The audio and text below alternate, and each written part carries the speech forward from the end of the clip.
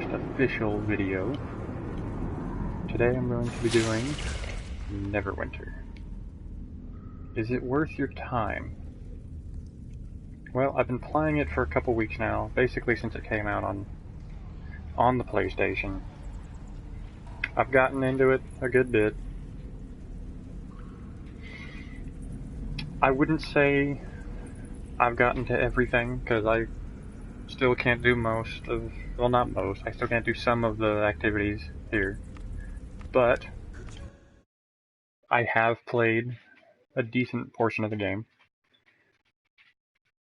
This game is very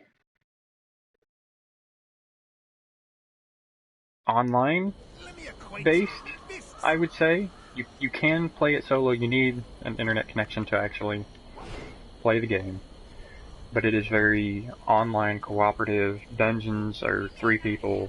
Epic dungeons are 5. Skirmishes, you know. It's got a lot going.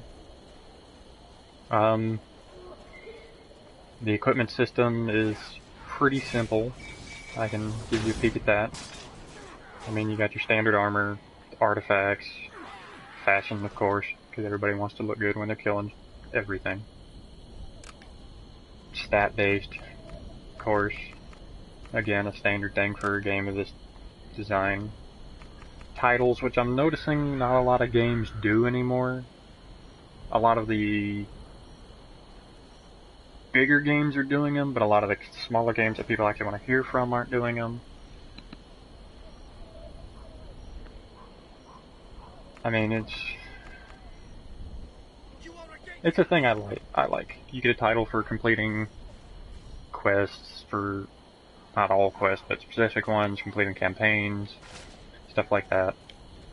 The combat system is pretty fluid, I would say.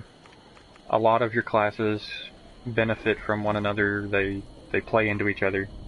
Forgive the constant left turning. My joystick got chewed on by my 4-legged furry creature.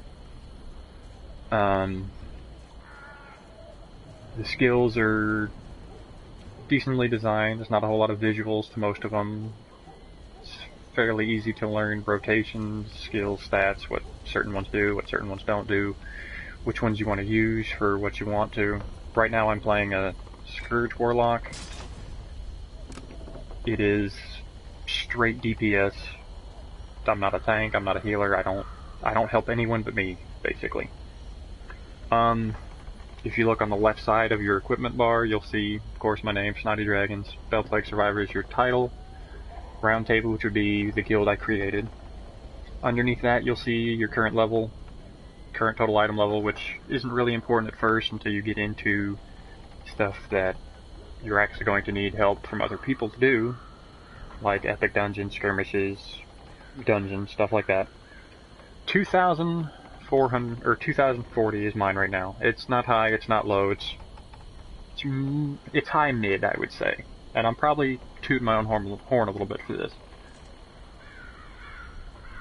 But I didn't want to make this video when I was too low, I didn't want to make it when I was too high. I wanted to get a good feel for the game, let you guys know what I thought of it at a point where some of you might play it and get to and then decide, did I just waste all this time on this game? Am I never going to play it again? Is it going to last a while? Just to let you know if it's going to be worth putting effort into. Okay. Well, in my opinion, yes. Yes, it is. Because it's not a whole lot of pay to win. You don't, like, it is a possibility. Every game has a possibility now. Everybody wants to make money, so they're constantly, hey, buy this from us to get this far. And yeah, it's something I understand they need to do, but given that, you're not entirely going to be outclassed by someone that pays for this game. You're not entirely going to be better than someone if you pay for the game. This is a game that I've noticed is mainly about skill and actually learning your class, learning how to play, doing it right. Some of you will already know about this game and maybe take a peek at this and see something I'm doing wrong. If you see that, shoot me a comment. I'd love to hear criticism. Anything I get told, I will take to heart. I will take it into account, and I'll try and get better. Because I would like to give you as the viewer the most accurate information I possibly can. As you can see, you've got your basic skill bars. Your left side is going to be consumables, mounts, potions, injury kits, things like that. Your diamond shape in the middle is going to be your daily skill meter. Once that fills up, you can use what's called a daily skill. It's not a once-a-day thing, so before you freak out too much. Typically it takes about 5 to 10 minutes to recharge that, so it's not terrible. But you do want to be careful when you use it. To the right of that, to the right of your daily skill meter, you'll see your actual active skills. Like this one. Those are the ones that you're going to be focusing most of your attention on, because it is honestly what most of you are going to see. Especially if you don't get too far into the game before deciding you don't want to. The movement, it's fairly fluid. I mean, it's decent, and then you got mounts. It's pretty fluid. I mean, of course, you can't climb up walls or anything. I've got a spider, that'd be cool, but you can't. You got your standard story missions, which you finish. Which give you, your basic stuff that everyone needs. It basically teaches you how to play. This game, honestly, the first 60 levels seem like more of a tutorial than actual gameplay. Than actual, playing the game. Because it's pretty... I'm not gonna say tedious. It does get old, but if you can work through it, it's not terrible.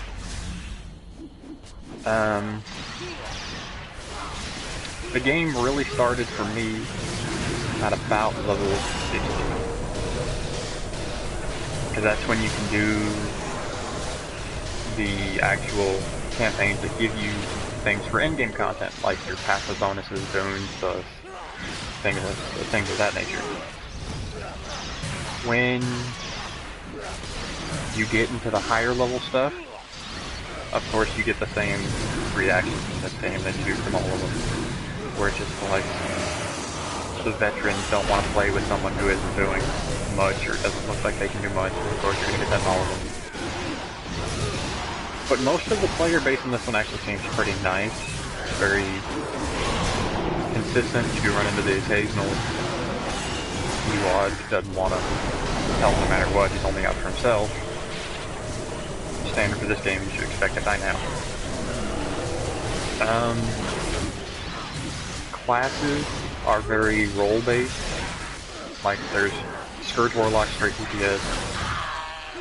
Hunters, very DPS concentrated. You've got your Clerics, which is healer, of course. Paladins are multi-role fairly. You can heal, tank. I haven't really seen a DPS build for it yet. Well, I take that back. I have seen one. Shout out to Drunken Tank. He is the highest DPSing paladin I've seen. He's done a pretty good job. He's actually taught me a good bit about the game. They want you to focus on one thing, I've noticed. Which something I think every game should want you to do. Is at least initially until you get a feel for it, because you don't want to be focusing on healing everyone and doing damage and being the tank, because you're not going to do all of those things in this game. Another thing I've noticed, there it is guild systems. It's very hard not to find a guild, because guilds are like roaches in this game. They're everywhere. You don't want to be in most of them. And most of the time it's just you're in it and no one really helps you. I would like to say different about mine, but my player base in mine is very limited, I would say. A lot of the guys I would like to be in here have set up guilds with their friends, which is what most people do, and I'm not saying that's a bad thing, but it really limits the options for what you can do as a single player if you don't want to be in a guild. You'll notice whenever I go up to someone without one, I send them an invite just because I'm very low on members right now. I just purged everybody that hadn't played in over a month. So, of course you've got your daily quests. Those are pretty tedious, but they always are. But down to the title, is it worth playing? If you liked games like World of Warcraft and Rift and Terra and all of those other massive online games that were huge when they came out and then they slowly diminished, you're going to like this one, and I don't think it's going to diminish. I think it's going to be around for a really long time. It's got a good player base, a good fan base, it's got a lot of backstory, there's a lot of lore to keep track of if you want to learn all that. You've got your different skills that piggyback off everything else. The classes work well together. Especially if you're a beginner to these kinds of games, this is a great one to start with. I really think this one is going to be worth the time you put into it, because you're going to get what you put into it out of it. Like I said, I have a full-time job, and I've been playing maybe an hour a day, 2 hours a day, 3 or 4 if I'm off, and I've gotten this character to max level 2040 item level, which is, like I said, not the worst, not by far not the worst, by far not the best. I would say I'm in the high mid-range because I can do everything, but I can't really do everything well. So, I mean, I can participate just depending on how I do that day, whether I'm good or not. It's got decent class selection, decent mounts, decent races. I mean, it's all around, I would say they did a good job with this game, but what do you expect from Dungeons & Dragons? They've been a leader in the multiplayer game set for a while. So, short video, because I gotta go make dinner, because I'm hungry, and But, ending comments, it's a good game, it's a great game, very playable, very repeatable. You don't want to get into this if you don't like these kinds of games or you want to play every once in a while. It's good for that. The games, and I mean, it's gonna sound stupid because I said it repeatedly, but it's a good all-around game. There are a few flaws because it just came out, but it's good. It's worth the time I've put into it so far. I think you guys will like it. If you liked the video, thought it was helpful, like, subscribe. I appreciate all of it. Comment if you got anything else you want me to do or show you. Comment on any other games you want me to try and post videos for. Always willing to help. This is Clearance Candy, signing out.